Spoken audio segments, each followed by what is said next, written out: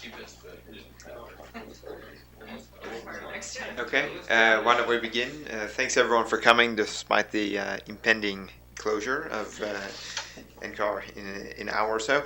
So today's speaker is Dr. Jeff Linsky, and he's a research professor emeritus at the University of Colorado here in Boulder, and he recently retired from the Department of Astrophysical and Planetary Sciences and the JILA Research Institute on campus, but he continues an active research program concerning the ultraviolet and X-ray emission of stars, the interstellar medium, cosmology, and the search for life on planets around other stars. And today he will discuss what lies just outside of the heliosphere, a detective story.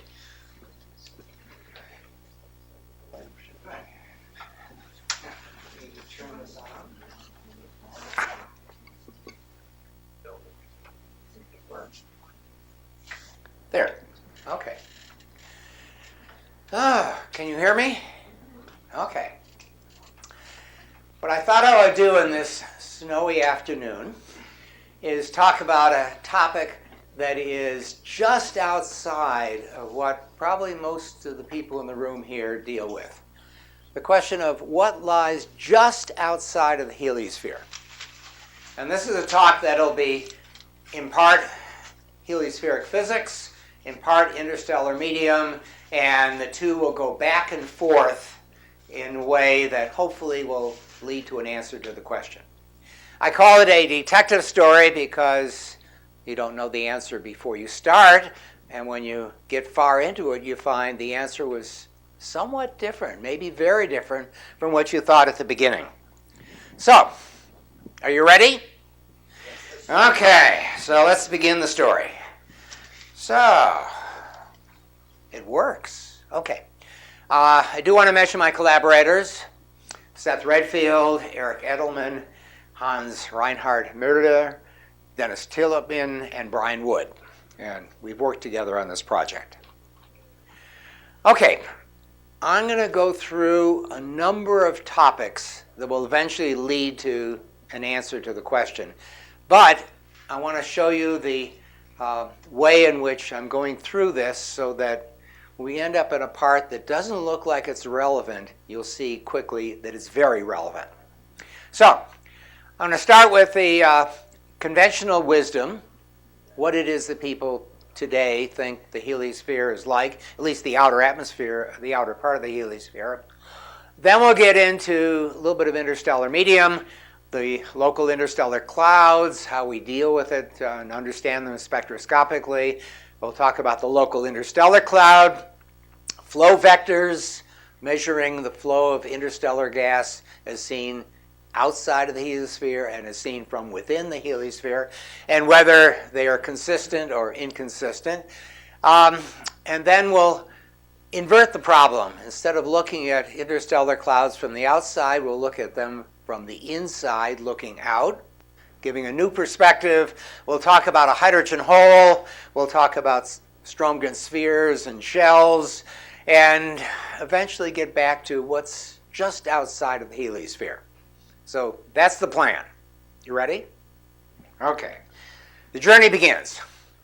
Okay, conventional wisdom. Here's a plot of a typical model of the heliosphere taking into, well, let me start here. The sun is here, 0, 0. Plotted on top is plasma temperature, plotted on the bottom is neutral hydrogen density. And what's shown here is, let's see if this pointer will work. Yes, okay. Solar wind, of course, has a termination shock. Just outside of the termination shock in the helio, in this region here, the plasma, of course, is heated. That's what shocks do. We have the interstellar medium over here. There's a heliopause separating the flow of the interstellar gas from the solar wind. And you'll notice that in the temperatures, the interstellar medium is relatively cool, about 7,000 degrees. It warms up here as you go through a bow shock or a not bow shock, as we'll see. The interstellar material is heated by charge exchange namely interstellar neutrals coming in, charge exchange with solar wind protons that leads to heating. And then the flow of this partially ionized gas, including the charge exchanged neutrals that have now become protons, going around the sun. So there it is in plasma temperature, in hydrogen, neutral hydrogen density. What you see is the interstellar medium, and then this region where the charge exchange occurs produces a increase in neutral hydrogen density. We call that the hydrogen wall. It's not exactly a wall, but the density goes up from 0.2 to 0.3, and we call that a wall. And then inside that, of course, is the solar wind. Now, here's a plot of neutral hydrogen density, and you'll see that past the termination shock and past the heliopause, there is a slight increase in hydrogen number density. That's the hydrogen wall. That's very important. And you'll notice there's an increase in temperature. And here's a really important point.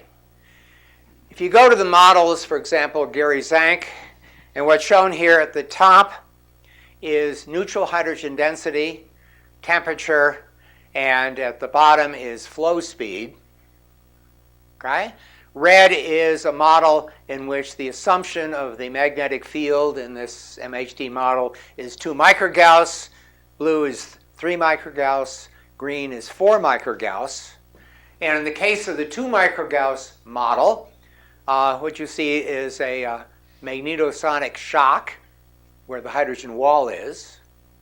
And as you increase the magnetic field 3 to 4, you go through either a bow shock or no shock at all.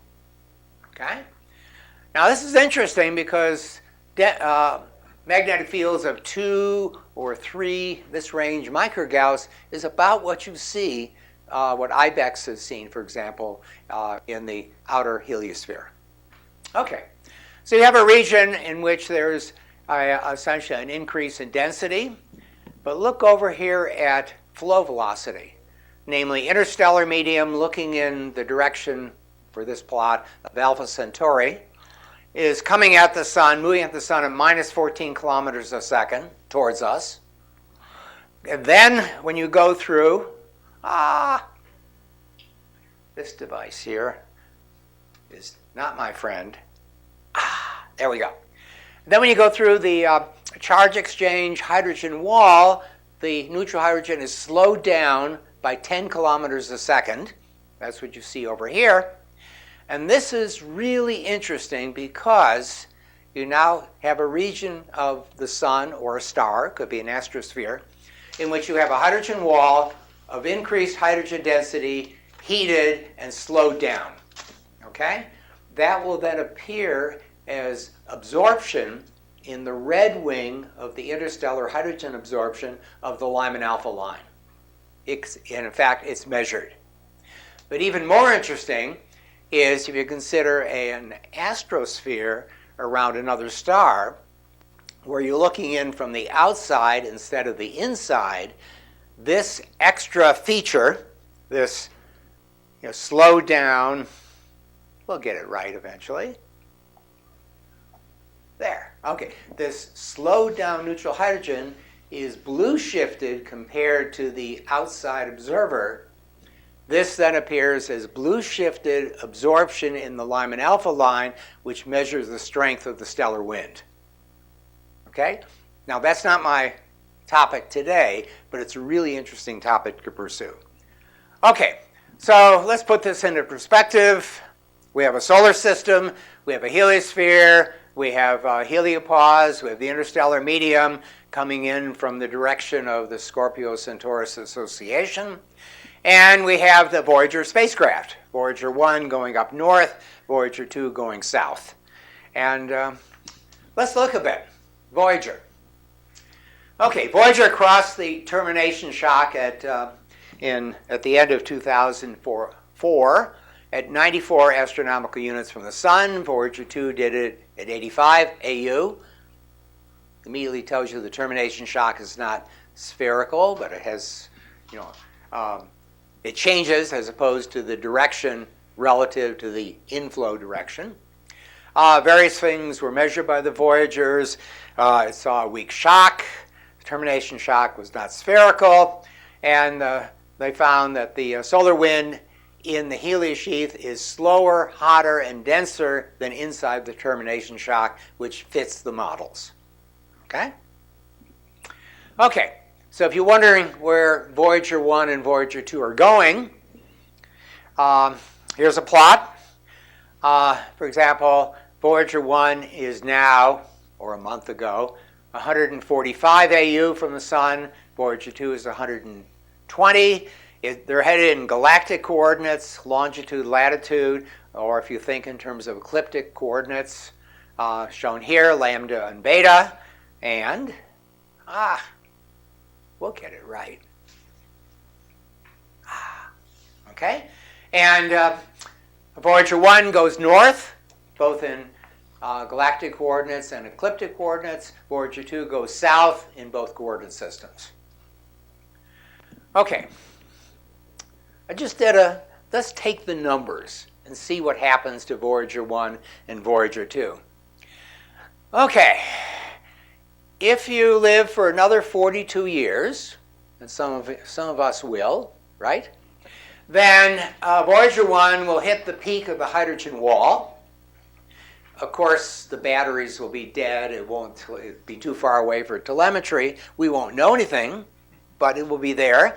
As if you can live this long from now, it'll enter the pristine local interstellar cloud, and from then it's all conjecture as to what lies beyond.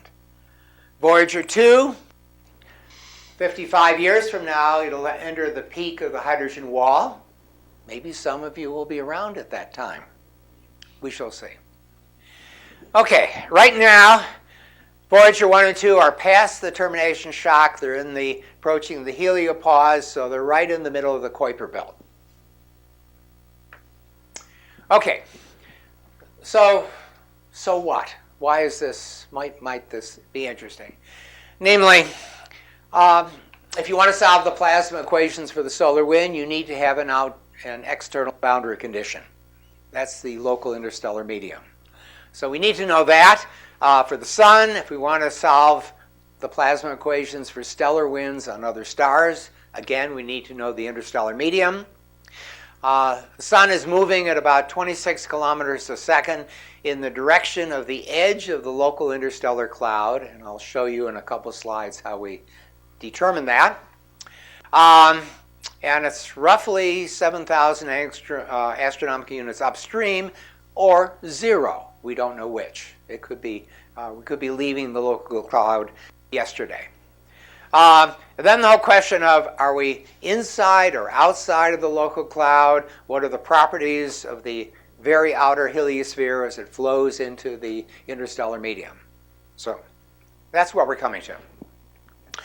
Now, why do I say we are either about to leave our local interstellar cloud or already have left it? And the answer is shown here. These are plots of the magnesium-2 resonance lines, H and K, for alpha Cen A and alpha Cen B. Very beautiful, symmetric, Gaussian interstellar absorption lines produced by ionized magnesium in the line of sight to the alpha Cen stars, only 1.3 parsecs away. You'll notice the center is at about minus 18 kilometers a second, which is just what we predict for the not the local interstellar cloud, but another cloud, which I'll describe in a minute, called the G cloud. And the local interstellar cloud is predicted to be at minus 14.5, which is where these green lines are shown, and there's 0 absorption there. That immediately tells us a column density upper limit, which tells us a distance, if we can estimate the local number density, and that corresponds to a time that the sun is going through this material of less than 1900 years, or 0. Okay? So, let's proceed. What we ordinarily do on interstellar medium work is obtain high-resolution spectra of stars, looking for narrow interstellar absorption features using the star as the light source, the background light source. Okay, and typically what we see is not a simple absorption line, but separated lines, or lines that are, here is 3 components, which together give us a broadened line with a flat bottom to it, as shown here. Okay, these are velocity components in the line of sight. Individual structures of gas moving at specific velocities that are different one from the other, but seen in the same line of sight.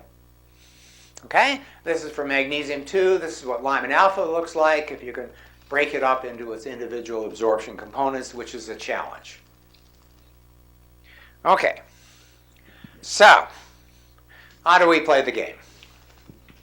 Okay, if you have one ion, say magnesium-2 K line, and one line of sight, you can, of course, derive a velocity of the material and its column density. Straightforward. If you have multiple ions, magnesium-1, magnesium-2, carbon-2, carbon-3, etc., then you can derive temperatures, turbulence, meaning non-thermal motions, volume densities, abundances, depletions, and so on. And the way in which we get temperatures is we measure a line broadening, which is both thermal and non-thermal components, look at a light ion like deuterium and compare it to a heavy ion like iron, okay? And you can separate out temperature from turbulence. We can measure electron densities by looking at excitation, the population, for example, of singly ionized carbon, and how it's, population of the ground state, the upper state, solve these statistical equilibrium equations and solve for the electron density. Or depletions, you can measure the, essentially the density of a given ion relative to hydrogen, compare that to the solar value. That tells you how much the interstellar medium is different from the solar abundances. Okay, if we now add to this multiple ions and multiple sight lines, okay, you're looking all over the sky, you have very different sight lines, then you can do what you might think is the impossible, namely derive a velocity vector from radial velocities only. We can only measure one component of the velocity structure, the radial velocity, but if you're looking at the radial velocity of stars in many different directions, then you solve for a velocity vector that fits all those data points. Okay? Deus ex machina. Okay, but now let's look at the real world. So here's a plot in galactic coordinates of all of the stars that we have analyzed as of a few years ago. We have more now, showing that they're mostly obtained with the STS spectrograph on Hubble. And if we now say, well, are all this data consistent with the local interstellar medium all moving homogeneously in one direction? What is that direction, and is it homogeneous? Okay, so here's a plot in which we take all the data we had available and say, let's do a simple-minded least squares fit for a vector that will best fit all the data. Okay? And what we do here is plot now the observed velocity against the predicted velocity from that vector. And for each data point, we present an error, which is the ratio of the difference from the predicted velocity divided by the uncertainty of the measurement, typically 1.5 or 2 kilometers per second, which is the best that Hubble can do. And what you'll see in this plot is that 45% of the data points are more than 10 sigma from the norm. That is not a Gaussian distribution of anything. That basically says it's highly inhomogeneous. Are there structures out there? Okay? So we play the following game. We're looking for structure. So we have all these data points. Let's throw away the worst one and then solve again for the velocity vector and see if it's any better. And it isn't much better. So let's throw away the next worst one and keep throwing them away until we end up with a Gaussian distribution in which they're no more than plus or minus 2 kilometers a second from the mean. Okay? We've done that. And what we have is what's shown in red, the local interstellar cloud. This is plotted in galactic coordinates, so that's the center of the galaxy. That's the anti-galaxy, the north galactic pole, and the local interstellar cloud occupies roughly half of the sky. Okay? But now ask yourself the question. If you look out in 4 pi steradian, and 2 pi of that steradian is something called a cloud, and 2 pi is not, are you inside of the structure or outside of the structure? How many think you're inside of the structure? Should I do a vote? Well, we don't know. Let's try to answer the question. Okay, so local interstellar cloud. So now let's go back to this and say, okay, let's throw out all the data we have on the local interstellar cloud and take what's next and then start throwing away the most inconsistent data points and end up with, again, another body of data points, all of which are within 2 kilometers a second of its own velocity vector, which is different from the first one. Okay? And guess what? We end up with a G cloud, G being galactic center cloud. Okay? Alpha Centauri is about in the middle of this, and the 2 clouds don't overlap, but they're 2 different structures. Okay? With different velocity vectors. Let me go back here and say, okay, let's throw out the Lick cloud, let's throw out the G cloud, and see what's left. And look now at certain parts of the sky and see if we can get consistent velocity vectors. Okay? Guess what? It happens. Here's one, another vector over here we call the blue cloud, another in the microscopium cloud, but it's much worse than that. We've found 15 of these structures. Basically, they cover the whole sky. Okay, so since we have 60 plus lines of sight through the local interstellar cloud, and we know the velocity vector, we know the hydrogen, neutral hydrogen column densities, we can make an assumption. Let's assume the density is constant within the cloud. We can't prove that, but let's assume that. That then, if you have a number density and a column density, you can derive a distance. Okay? So here's a plot of what the local interstellar cloud looks like as seen from the outside. 0, 0 is the sun. Black is in the galactic plane. Blue is above. Yellow is below the galactic plane. And you'll notice immediately the sun is at the edge. Is it in the edge or outside of the edge? Here's a plot. This is seen from the North Galactic Pole because we live in the northern hemisphere and we always have to look at maps as seen from the north something. Okay? So here's a plot from as seen from the galactic center, and the sun is right at the edge. Okay? So,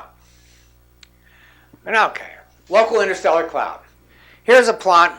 I put in one slide. Modeled by John Slavin, Priscilla Frisch, 2008, in which they derive, based on all the data they had available, number density of neutral hydrogen, electron density, temperature, 6,000 or 7,000 degrees, fractional hydrogen ionization about 0.2, etc. Pressure about 2,100, and an inflow velocity of 26 kilometers a second from the Scorpio-Centaurus association, that direction in space. Okay, there's our standard model. Hasn't been changed much in the last 11 years. And the only thing is it assumes that everything is homogeneous. The gas is in ionization and thermal equilibrium, neither of which can possibly be true for a gas at a density of 0.2 per cubic centimeter. Okay? Onwards. How do we derive temperatures? Okay, so here's a plot of one velocity component in which we look at different lines, hydrogen, deuterium, magnesium, and iron, and each of them have constrained temperature and turbulence within structures, and then look at where everybody overlaps. And here's a plot, Doppler parameter versus atomic mass, and we can derive temperatures and non-thermal velocities. Okay, so here's sort of a summary of the local clouds, the local interstellar cloud, and the 14 other clouds, all of which have temperatures 5, 6, 7,000 degrees. Typically, there's the coordinates. We'll get it right. There we go. The directions of the velocity vectors, the number of stars used to derive the models for each of these things. Okay. Now, there's another issue, and that is everything I've said so far is essentially the velocity, kinematic, morphological structure out at 1 or 2 or 5 or 10 parsecs. Okay? That's the flow out there. There are various satellites that have been measuring the flow of interstellar gas already inside the heliosphere. So they're looking out towards the interstellar medium. Okay? I list here 3, IBEX, Ulysses, and Stereo, and they typically look at helium, either neutral helium or singly ionized helium. And the reason for helium is that it's not charge exchanged as the material comes in from the interstellar medium. Hydrogen is charge exchanged, therefore its direction is changed by virtue of collisions. Okay? But helium is clean. Okay? So what they see... Why is that? Well, I think the one answer, of course, is helium, the ionization potential is 2 or 2.5 times that of hydrogen.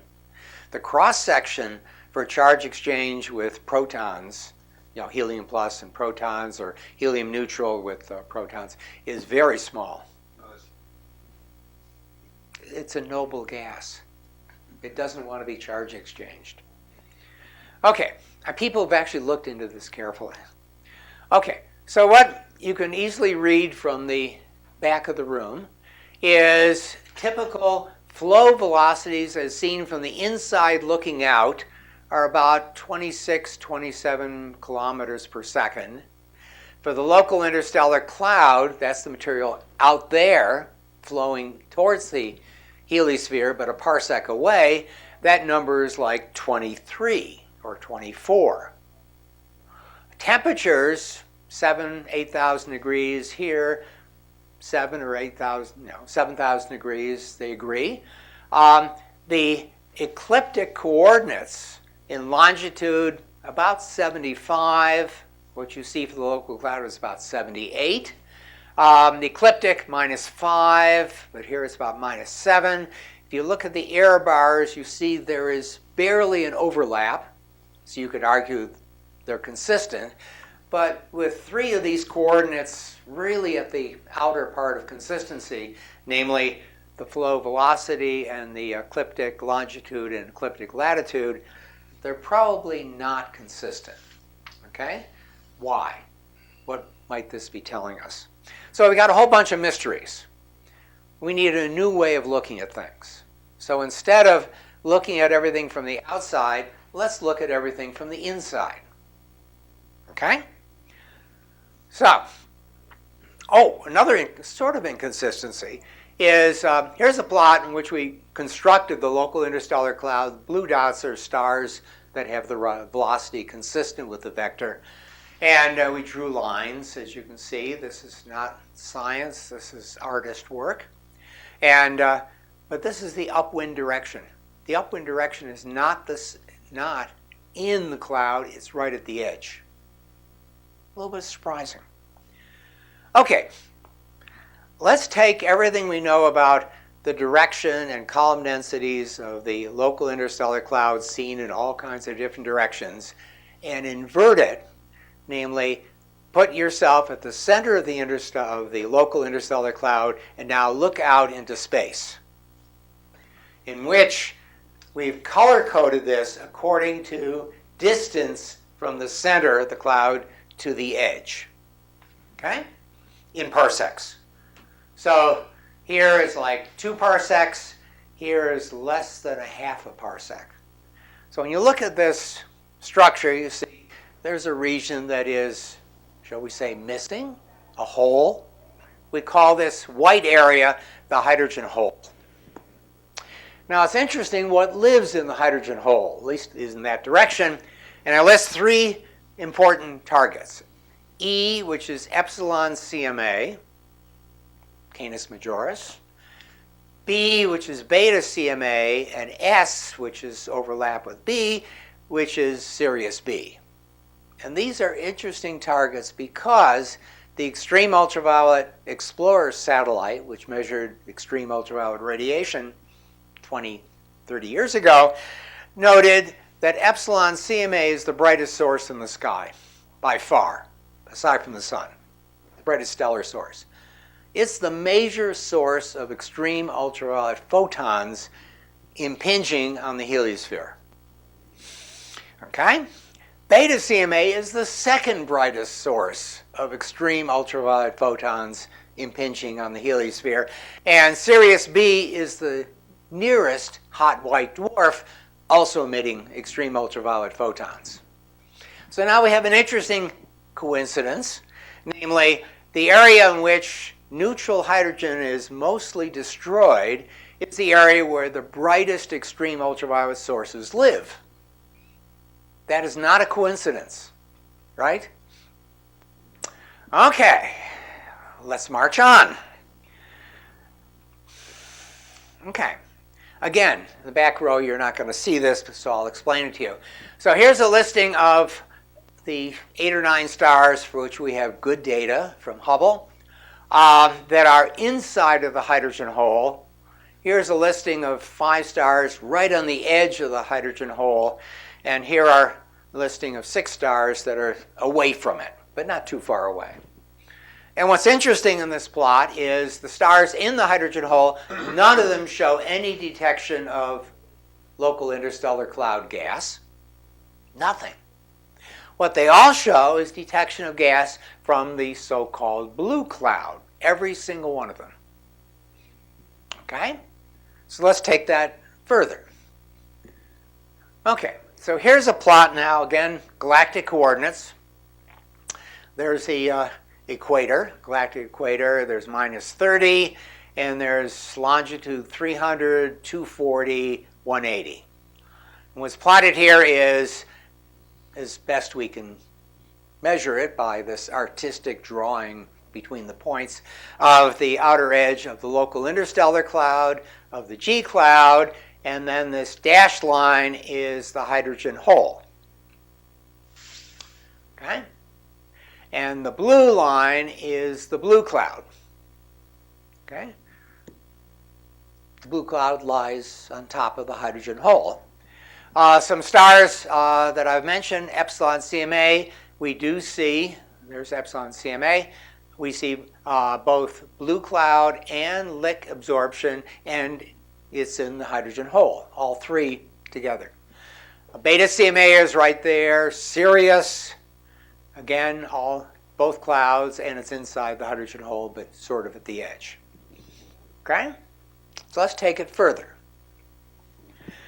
There's an old concept around that as a graduate student you must have always learned about Strömgren spheres. And what Strömgren mentioned in a famous paper in 1939 is that if you have a hot star emitting extreme ultraviolet photons, you'll be surrounded by a region of fully ionized hydrogen, so it's an H2 region. And outside of that there will be H1, namely neutral. There we go. Namely neutral hydrogen. And there will be a shell, a narrow shell, separating the two, partially ionized hydrogen. Okay? So we have a Strömgren sphere. We have a shell, and that shell will have a thickness that's approximately the mean free path of a neutral hydrogen atom. Okay? So if you put in the numbers, what you come out with, if the neutral hydrogen density is 0.2, which it is in the local interstellar cloud, then you end up with a thickness, delta, of 0.2 parsecs. Okay? 0.2 parsecs, 40,000 AU. Okay? Remember that number. Okay, so the penetration depth of EUV photons, is are going to be about 0.2 parsecs. The major source of ionization is epsilon CMA, a flux of 320 photons per square centimeter per second at Earth. And essentially all the photons will be absorbed in 2 or 3 times the mean free path, 0.6 parsecs. Okay? Well, there's an interesting paper by Barry Welsh and collaborators using the EUVE data in which they identified an interstellar tunnel, namely very low column density, in the direction of epsilon CMA. And what I'm talking about as a hydrogen hole is actually a much bigger area containing the tunnel towards epsilon CMA. Okay, so now let's look at the numbers. Okay? So let's start with epsilon CMA itself, where we see a neutral hydrogen column density of 16.76. Don't trust the final number there. Through the blue cloud and 17.33 through the lit cloud. If you put in the neutral hydrogen density of 0.2, which you think might be relevant, then you find that the length of that corresponding to that neutral hydrogen column density is 0.12, and that's a shell. That's a Stromgren shell. Through the Lick, 0.35, so that's maybe a little bit more than a Stromgren shell. Towards Sirius, hydrogen column densities of 17.2 to the blue and the Lick cloud, corresponding to a distance of 0.25 parsecs. Again, Stromgren shell. And as you go to stars deeper in the blue cloud, away from the edge towards the center, then you get much larger hydrogen column densities, much larger length scales. So that's no longer a shell, but it's a much deeper region. Okay. So, and what else? Oh, yes. Need to mention this number. In case you didn't know that, the sun is moving through the Lick, if it hasn't already left the Lick, at 5 astronomical units per year. Okay, so given this, we can now sort of lay out what the structure of the very local interstellar medium would be towards certain stars, towards Alpha Cen, Sirius, Epsilon CMA, Procyon, and putting in regions of H2 regions, G cloud, Lick, and so on these different lines of sight. So, what have we come up with at this point? Let's sort of lay it out. First of all, the local interstellar cloud has a hole, a neutral hydrogen hole in it, in the direction of the brightest extreme ultraviolet sources. Okay? Fine. Epsilon CMA and beta CMA and Sirius B. The blue cloud overlaps the hydrogen hole, and at least at the edges of the blue cloud, the length scale corresponds to a Stromgren shell. And we can therefore say the outer edges of these clouds are Stromgren shells. The inner parts are much too thick for that, but the outer parts are Stromgren shells. That would be for the blue cloud, for the local interstellar cloud, etc. Okay, there's no evidence for local interstellar cloud gas at the or velocity of that gas in the direction of the hydrogen hole, which we argue that means that we've either left the local interstellar cloud or are about to leave it in less than 1900 years. So stay tuned. You may get an email from somebody saying we've just left the local interstellar cloud. Okay, so the model of the region in the immediate environment of the heliosphere is complex.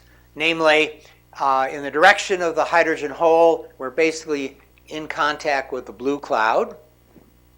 In the direction just outside of that, we're in contact with the G cloud or maybe some other clouds.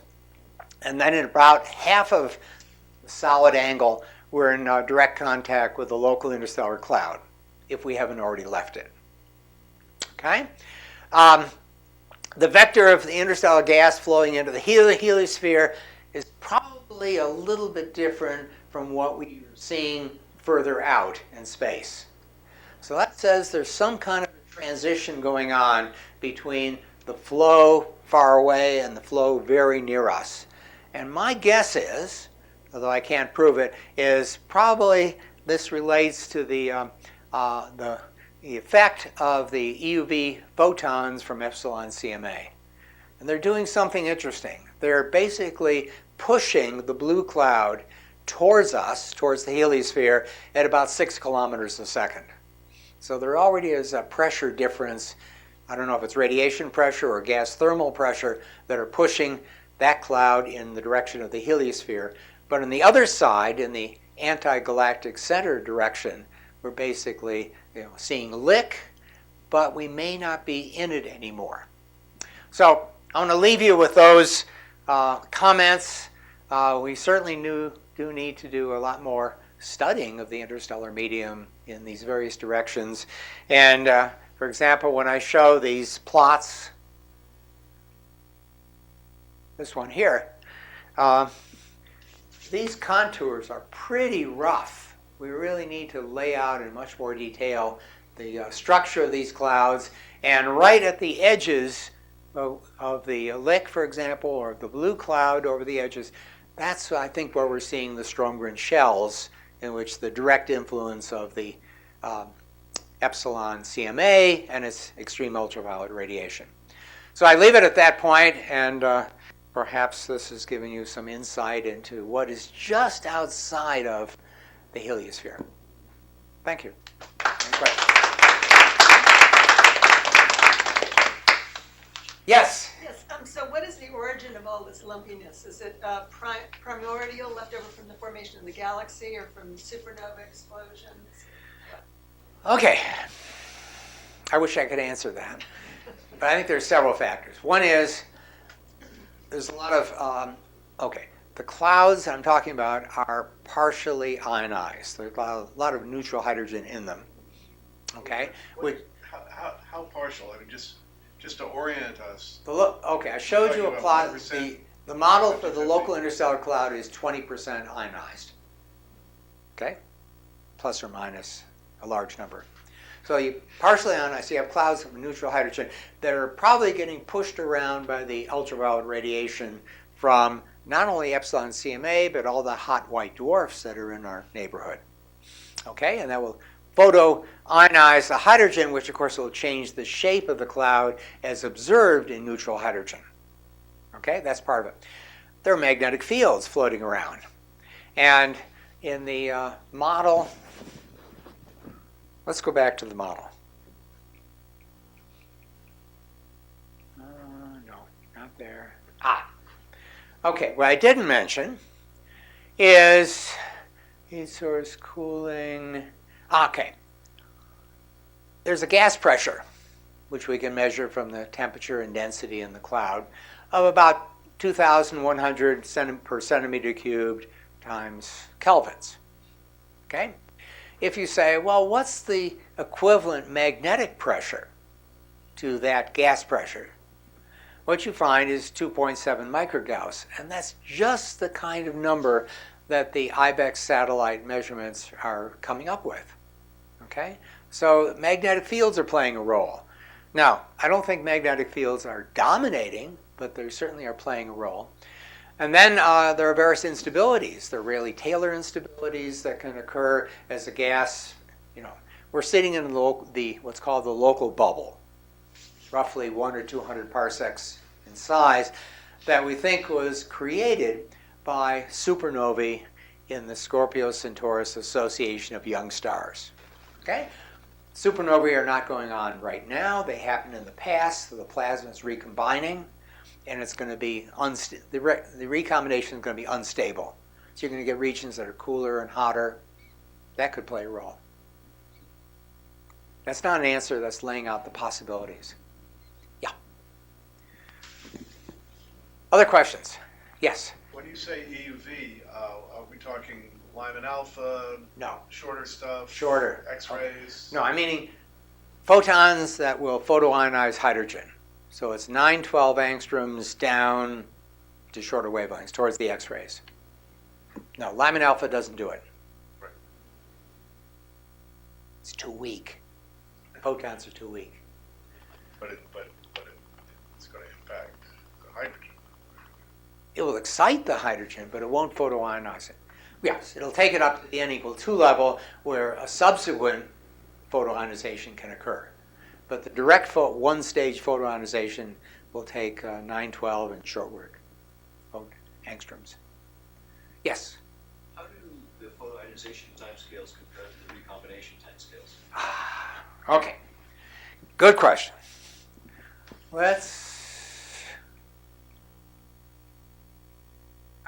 Okay.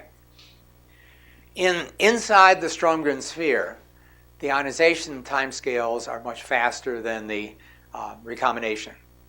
However, as you go away from the star, the photon flux, of course, goes down per square centimeter. So at some point, the photoionizations can't, get to be too weak compared to the recombinations. And that's what produces first the shell, and then outside of it, purely neutral hydrogen.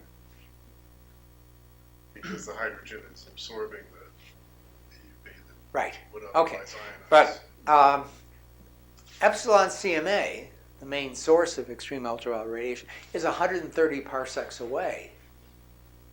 Okay, it's not a next door star. It's at some distance, and the only reason it dominates the extreme ultraviolet flux is that intrinsically it's an incredibly bright source.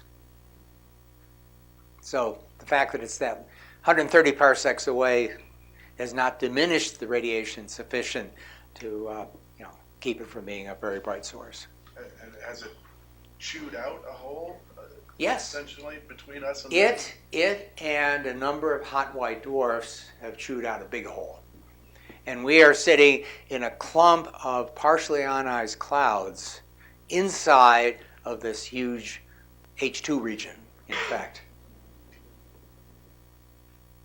Yes? You lamented the roughness of the contours on the sky. Will the kinematic information from Gaia improve that situation at all? Probably not. Probably not. No, what Gaia will say is that the star is, a much more precise distance, right?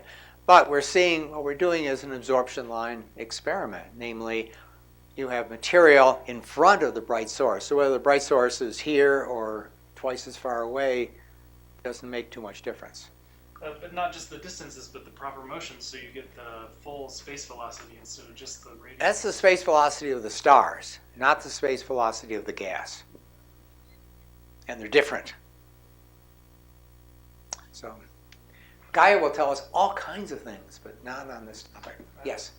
Are there large-scale density gradients within the cloud, or is it pretty much random? Okay. That's a question that I've been wanting to answer for at least 30 years, 20 to 30 years. For example, in the local interstellar cloud, if there is, well, let's take a look here. Okay. What's shown here is the contours of the cloud, but now let's look at it from the outside. Okay? This plot, or these two plots, are made on the assumption that the neutral hydrogen number density is constant. Okay? What if it isn't? Which is your question, right? So, for example, if the density were much higher near the center of the cloud, then of course the shape will change. Okay? But it's very hard to measure neutral hydrogen number densities. Column densities are easy. But number densities mean you have to know a distance scale. And typically in these experiments, it's an absorption line experiment, so the absorber could be anywhere in the line of sight between us and the star behind it. So resolving that question is very difficult. But I do want to know the answer to your question. Okay, Are we all ready to battle the snow? Okay, thank you.